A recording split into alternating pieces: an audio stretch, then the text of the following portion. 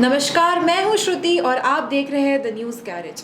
चल रहे कोविड-19 महामारी के बीच मेडिकल ट्रीटमेंट के दो तरीके आयुर्वेद और एलोपैथी के बीच एक नई बहस शुरू हो गई है। सवाल ये है कि दोनों में से कौन सी तकनीक ज़्यादा प्रभावी है। एलोपैथी और आयुर्वेद के बीच ये टकराव बहुत पुराना है। ऐसा माना जाता है कि भारत में एलोपैथी का इस्तेमाल 16वीं सदी में शुरू हुआ था। उस वक्त डॉक्टर्स नहीं थे, बल्कि आचार्य, वैद्य और हकीम लोग इलाज करते थे। कहा जाता है कि उस दौरान फैली गई बीमारियों के कारण लाखों लोगों की मौत हुई थी। इन बीमारियों के कारण ही एलोपैथी ने हमारे देश में प्रवेश किया और लोगों का विश्वास हासिल किया। तभी से आयुर्वेद और एलोपैथी के बीच संघर्ष शुरू है। योग गुरु बाबा रामदेव द्वारा एलोपैथी पर सवाल उठाने के बाद हालिया बहस छिड़ गई। इस पर इंडियन मेडिकल एसोसिएशन ने नाराजगी बताई। बाद में रामदेव ने अपना बयान वापस ले लिया, लेकिन विवाद अभी भी खत्म नहीं हुआ है। डॉक्टर्स और साइंटिस्ट का मानना है कि आधुनिक चिकित्सा को एविडेंस बेस्ड मेडिसिन कहा जाना चाहिए।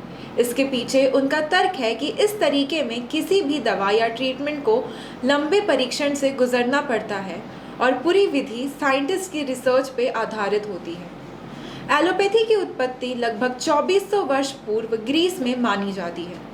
आयुर्वेद उपचार के प्राचीन तरीके में से एक 3 से 4000 साल पुराना माना जाता है। अथर्ववेद में 114 श्लोक हैं जो आयुर्वेदिक उपचार का उल्लेख करते हैं। अथर्ववेद में बुखार, खांसी, पेट दर्द जैसे कई प्रमुख रोगों के बारे में जानकारी दी है। इसके अलावा ऋग्वेद में भी 67 औषधियों का उल्लेख है और सामवेद में आयुर्वेद से संबंधित कुछ मंत्रों के बारे में बताया है। जहां एलोपैथी का उपचार का मॉडर्न मेथड कहा जाता है, वहीं आयुर्वेद को प्राचीन माना जाता है।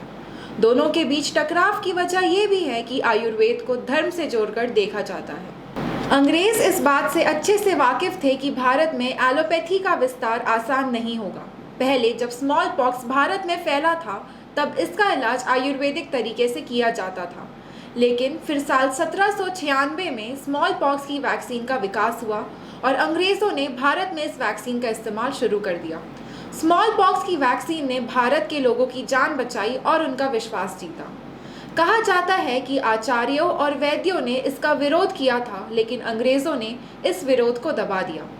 आज देश में कुल 69,000 सरकारी और निजी अस्पताल हैं, जबकि आयुष अस्पतालों की संख्या सिर्फ 36,000 है।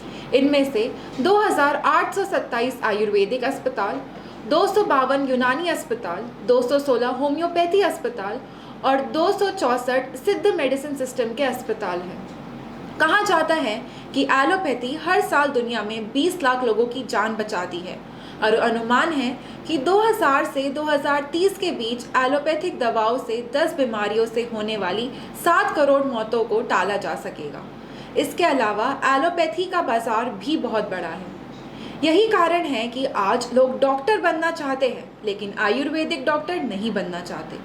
जहां एलोपैथिक उपचार ने अब तक करोड़ों लोगों की जान बचाई है, वहीं आयुर्वेदिक उपचार ने भी लोगों को स्वस्थ जीवन शैली के बारे में सिखाया है। दोनों ही उपचार के तरीके प्रभावी हैं। हर तरीके का अपना महत्व होता है। कड़वा सच ये है कि इन व्यवस्थाओं को लेकर इंसानों के हितों में टकराव है। हमारे साथ आज के लिए बस इतना ही। ऐसी और जानकारियों के लिए बने रहिए द न्यूज़ कैरेज के साथ।